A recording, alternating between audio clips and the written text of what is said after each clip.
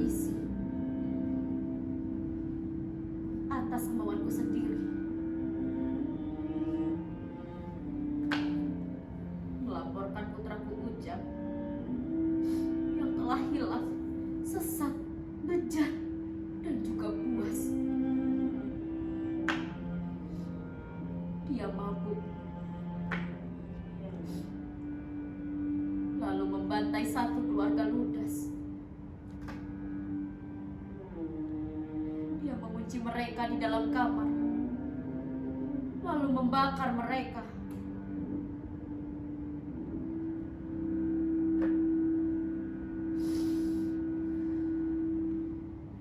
Orang meninggal,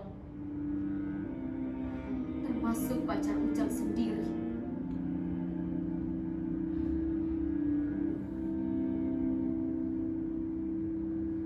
Alasannya tidak ada. Ujang bilang dia tidak tahu.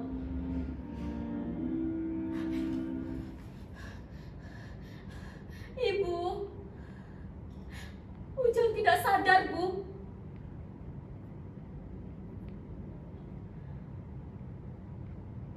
Katanya,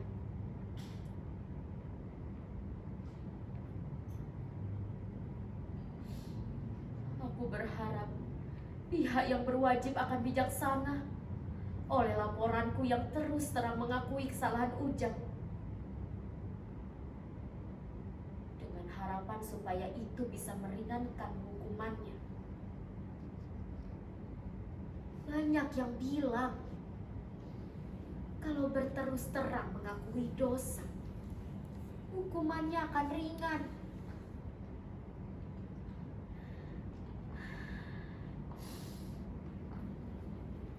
Tapi siapa lagi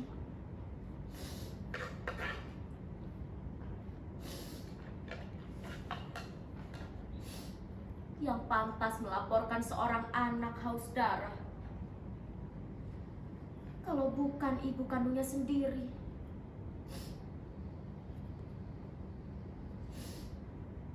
Siapa yang sanggup menyeretnya untuk sujud mengakui dosa kalau bukan aku? Perempuan yang melahirkannya dengan darah dan air mata.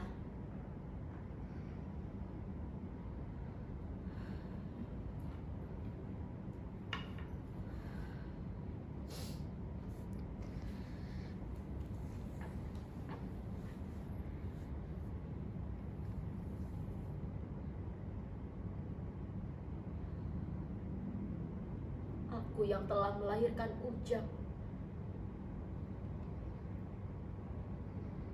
tapi aku tidak berhasil menjauhkan dia dari pergaulan sesat. Aku sungguh menyesal.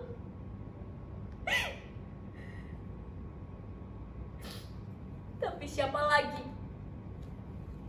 yang bisa menyeretnya untuk sujud mengakui dosa, meminta ampunan atas kekhilaafannya? Kalau bukan aku, ibu kandungnya sendiri. Siapa lagi yang bisa memaksa dia agar dia bisa bertanggung jawab atas kekhilaafannya?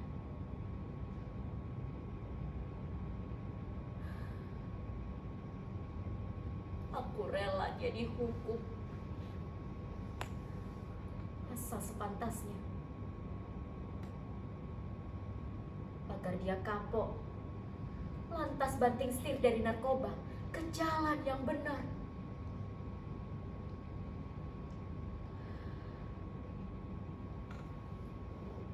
Semoga peradilan masih memberikan kesempatan generasi muda memperbaiki kesalahannya.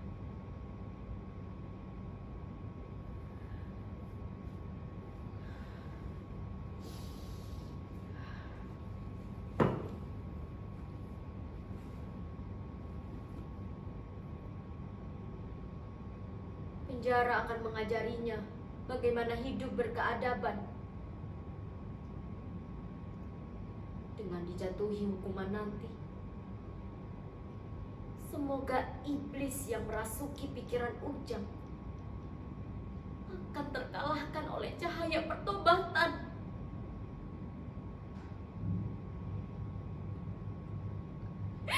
Ya Allah, tolonglah saya. Saya ini seorang ibu yang sedang berperang melawan setan yang ada di tubuh anakku sendiri.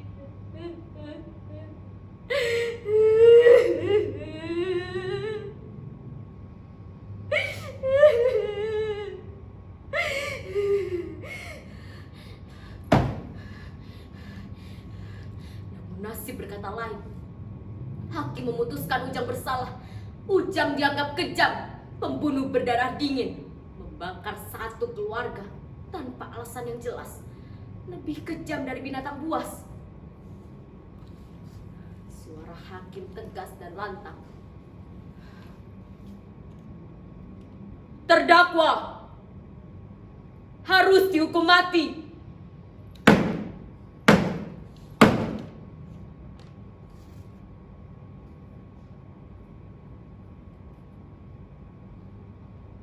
Palu diketok. Disambut oleh sorak-sorai masyarakat yang menyetujui putusan itu.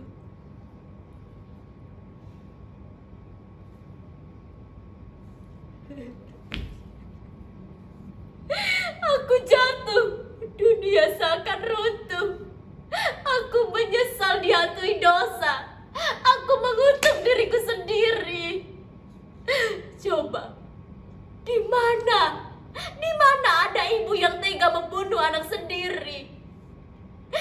Bukan anakku yang kejam, tapi aku sendirilah.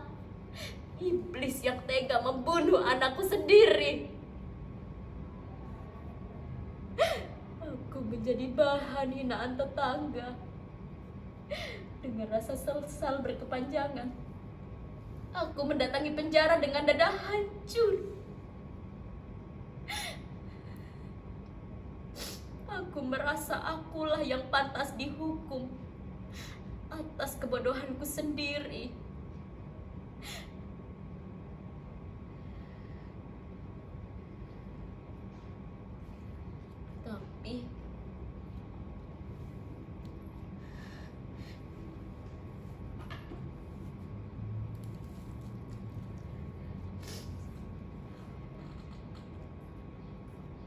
Tapi begitu bertatapan kembali dengan Ujang, aku langsung tumbang. Sementara putraku itu justru menenangkanku.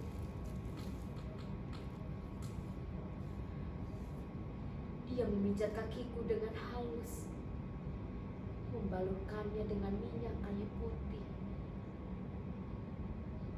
Dan dia berbisik lirih,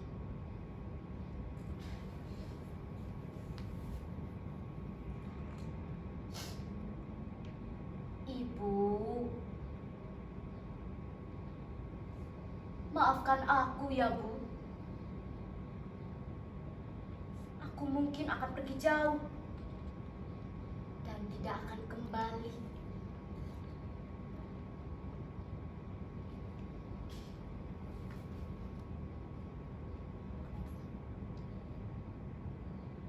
Tidak ada amarah di matanya. Dia sama sekali tidak mengutuk hakim, tidak mencaci ibu kandungnya, dan tidak menyesali hidupnya. Dia hanya tersenyum dalam damai.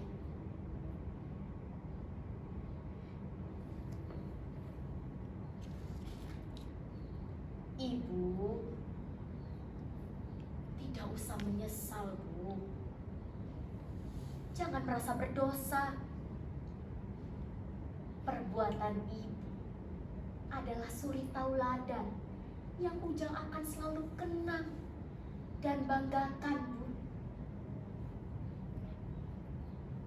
Sejarah akan mencatat dengan tinta emas keberanian ibu. Walau putra kandungmu ini semata wayang, tapi karena dia seorang pendosa, Kau sendiri yang mengantar dia agar dia dihukum.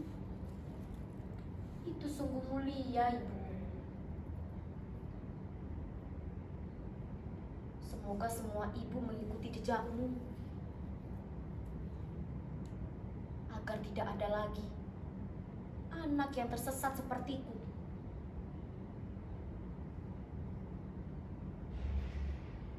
Semoga akan ada sejarah baru di negeri kita yang sedang digalau narkoba ini. Semoga akan lebih banyak lagi negeri kita memiliki ibu sejati seperti ibuku.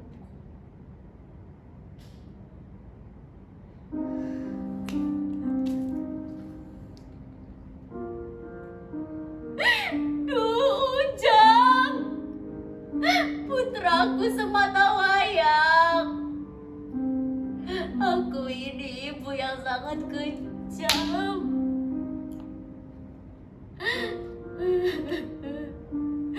Tidak sanggup menatap kegagahan putraku. Hancur hatiku mendengar permintaan terakhirnya.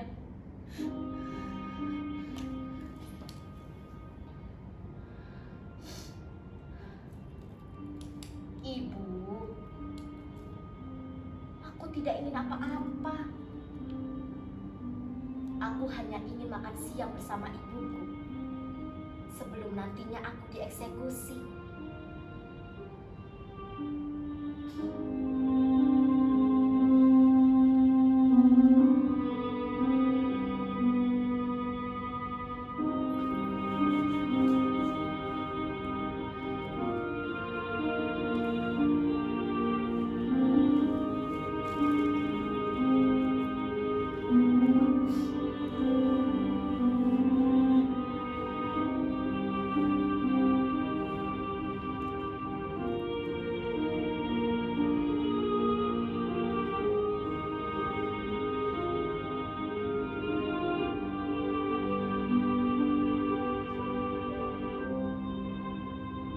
Hari itu panas menyengat ibu kota. Para wartawan sibuk menjepret makan siang bersama yang sangat sedih itu. Dengan syarat tidak ada wawancara. Aku sampai 100 kali mengunyah suapan pertama, tapi tetap tidak mampu kutelan.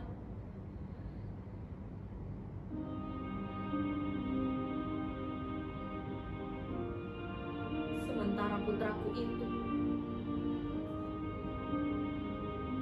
lahap menikmati sayur lodeh buatan tangan ibunya.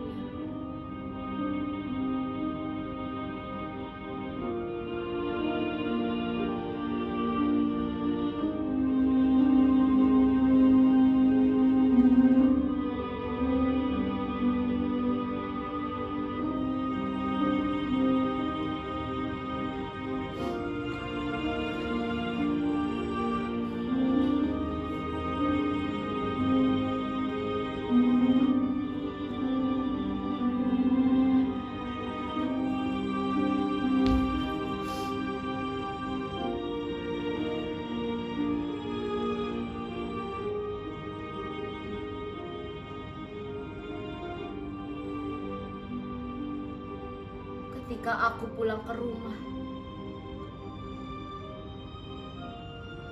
aku tidak mampu bertahan.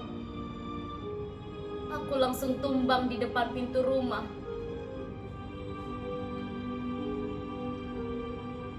Tapi tidak ada satupun tetangga yang sudi menolongku.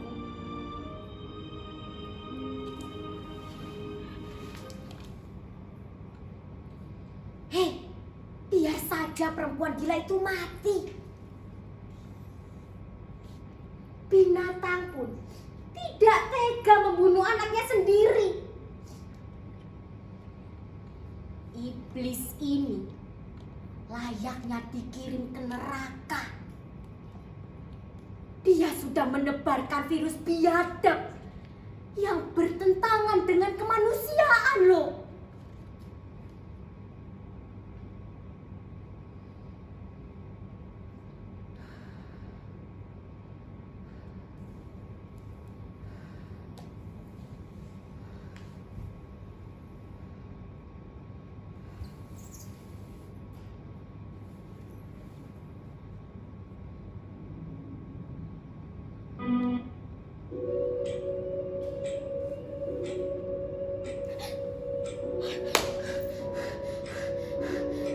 Menjelang subuh aku terbangun.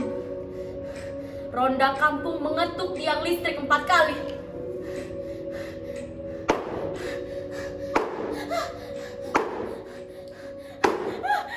Ya Allah, aku terlambat.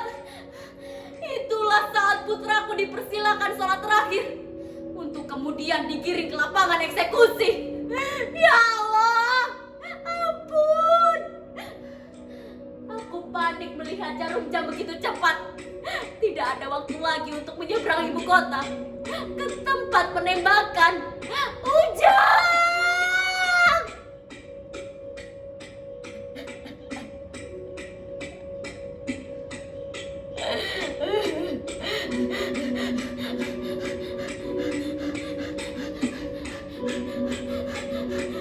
Aku panik. Kalau sampai putra tunggalku mati, apa arti hidup ini?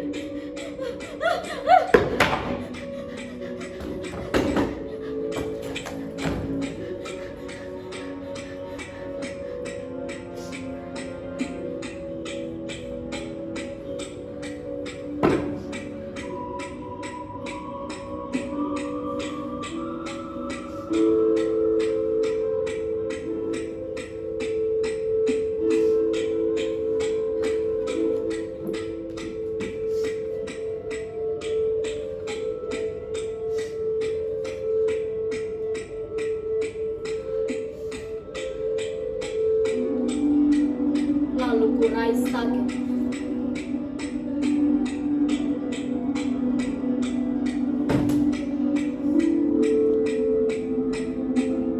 Dan menggantung diri di kamar mandi.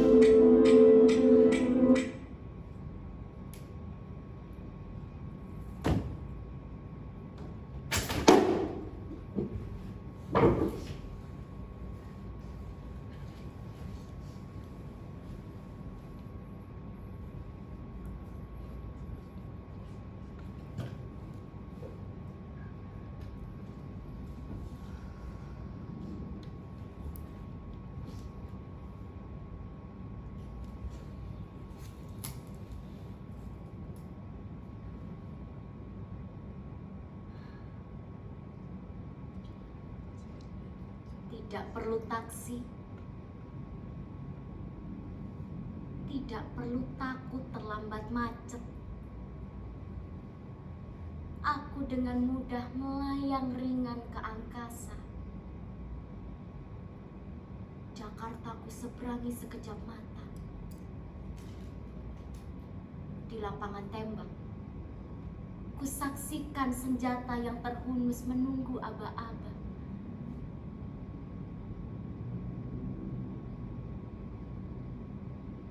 Tapi kenapa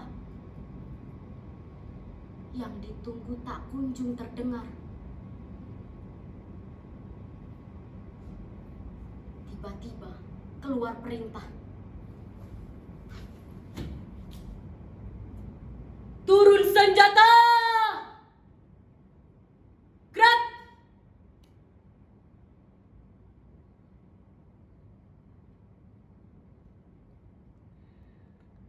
Eksekusi dibatalkan. Hukuman mati dibatalkan. Putra ibu ternyata tidak bersalah. Semua itu hanya fitnah. Biang kerok sejati pembunuhan.